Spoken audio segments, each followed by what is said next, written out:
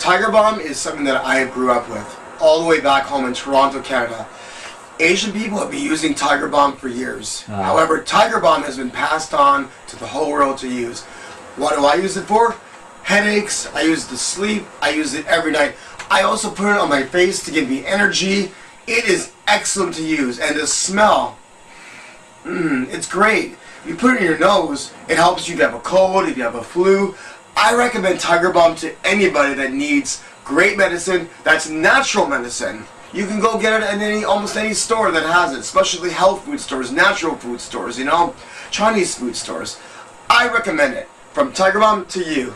Enjoy. Okay, and this is Paul. My name is Howard Paul Shore, originally from Toronto, Canada.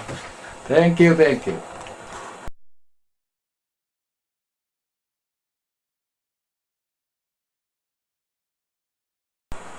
Good afternoon. It's Sunday, February the 15th, 2015. This is Howard Paul Shore. How are you? Thank you again, and welcome to Chapter 4 of My Fraudulent Mortgages. I just had my 45th birthday on Friday, February the 13th, and here I am today doing another broadcast. So, what do we have in store for you? Well, I've contacted many agencies, like I've been doing over the past couple weeks, and some of the agencies that I've contacted have even included the White House. Oh boy. So, what has the White House told me? Well, they basically said that they have forwarded my complaint to the Making Home Affordable program. And basically from then, they basically have talked to me, and you know, I've already dealt with them already. So basically, you know, I just have to, you know, apply for whatever program that they have and see if I can get accepted or get considered, you know, for other modification or principal reduction.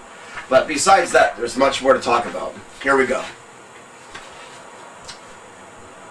The U.S. Department of the Treasury, what have they done?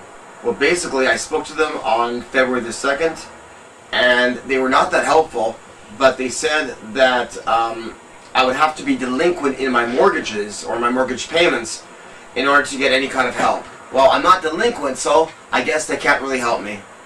So, and what else did they say? They refer me to the Making Home Affordable program as well. But I think that program you have to be delinquent in your mortgages, but don't worry, there are other programs out there. Okay, we're back to the Office of the Comptroller of the Currency. They sent me another lovely letter, and they said they do not wish to talk to me or deal with me anymore. But hopefully, in the future, they'll change their mind. And we talked about the Office of the Comptroller of the Currency before. You know, they basically have told me that since I've been to court, they don't want to deal with me. They want to deal with people who've not gone to court, which I think is totally ridiculous and totally stupid, because, hey, I went to court, that's correct. However, I lost my case, I didn't get any justice at all. So therefore, justice has not been served to this day, and we're going to keep on fighting and contacting various agencies until justice is served. Okay, next. Oh, this came from Chase Bank. What do they want? Chase Bank basically sent me information about my loan. And because the Consumer Financial Protection Bureau contacted them, they had to respond back to the agency, and Chase Bank just sent me a bunch of information about my mortgages. But the information doesn't help me. They didn't solve my problem. Again, I never got a modification. I never got a principal reduction. I got information about my mortgage that is fraudulent. It's like, we already know that. Now, I need some help. Okay, this is for the other property, because there's two properties that are underwater, and they're both, you know, have fraudulent mortgages. The next one. Okay, I spoke with Charlene from the Money Management International MHL help team, and they basically gave me a file number. However, did I receive any help from them? Not really, except that I was told to file with the FHA for a short refinance. It's one of the programs that is offered. And this agency that Charlene works for, they give you counseling on how to handle your money, on how to, you know, get a better mortgage, things like that. So, I mean, it was okay to know about more, you know, more things out there. However, you've got to apply for as many programs as possible and hopefully get considered. Okay. What do we have here? I got something here from the Federal Reserve Bank. Yeah, I emailed all 12 banks across the country, but they were not helpful at all. They sent me a thank you letter. Okay, what else do we have here? The Federal Reserve Bank again. They said to me that they are referring me back to the comptroller of the currency. It's like, I know who they are, we've already dealt with them, and they told me they don't want to work with me. So, that's nice. You refer me to an agency that can't even help me anyway. Okay, next thing. The Federal Reserve Bank again. Not much. I've already contacted them. Okay, what else do we have here? The Federal Reserve Bank. Oh, this came from an employee that said, you contacted the wrong employee. I can't even help you anyway. I have nothing to do with mortgages. It's like, okay, thank you. Here we go. This came from the Making Home Affordable program. Or was it U.S. Department of the Treasury? It says here, the U.S. Department of the Treasury has forwarded my complaint to the Making Home Affordable program. Yes, I know who they are. Thank you. Here's something else from Chase Bank. What are they saying? Oh, this is just a valuation report. You know, when you're applying for a loan modification, you know, the bank sends you things back in the mail.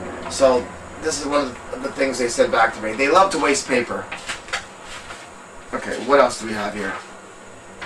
The Federal Reserve. Oh, they refer my case back to the Consumer Financial Protection Bureau. Yes, I know who they are, and they already have a case with me. Anything new? Here's another one from the Office of the Comptroller of the Currency. They said that they received my complaint. Yeah, I know that, and you also told me that you don't want to help me. We're almost done. I'm not trying to bore you, but I have to report everything to let you know what's going on in my life.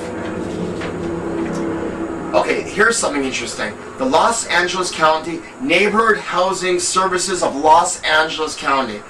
They are an agency that has a department that can help me apply for loan modifications and other programs. So they've actually sent me some information in the mail, which I have to fill out and go there, and they got other programs that I could possibly get considered for and maybe get approved for. So, hey, there's hope for that.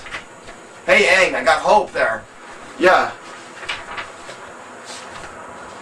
Okay, what else is left? The California Department of Justice. Here's a good one for you. They are evil. About 3 years ago, I contacted them for help. They could not help me at that time. Now what they're telling me is that since you already went to court, we definitely cannot help you. Well, guess what? You never helped me to begin with. So why would you help me now? It got really nasty. There's a woman that works there, and her name is Jeanette Salazar.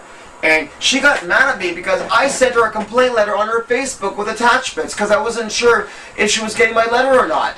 So guess what she did? She contacted her in-house sergeant to contact me to tell me, don't contact her anymore on social media websites. It's like, wait a minute. I thought that we had freedom of expression, freedom of speech in the United States of America, which is part of the Second Amendment with the Constitution. Well, I don't know. Sometimes I wonder if I really have freedom or not. But basically, the District Attorney's Office, which is part of the California Department of Justice, has basically told me, don't contact us anymore about your fraudulent mortgages. We cannot help you because you went to court and a decision was made supposedly, and we don't want to hear from you anymore, at least regarding this issue. Okay, fine. You don't want to hear from me anymore? No problem. You're not the only agency out there. There's probably another 20 more on my list. Okay, so what else do we have here?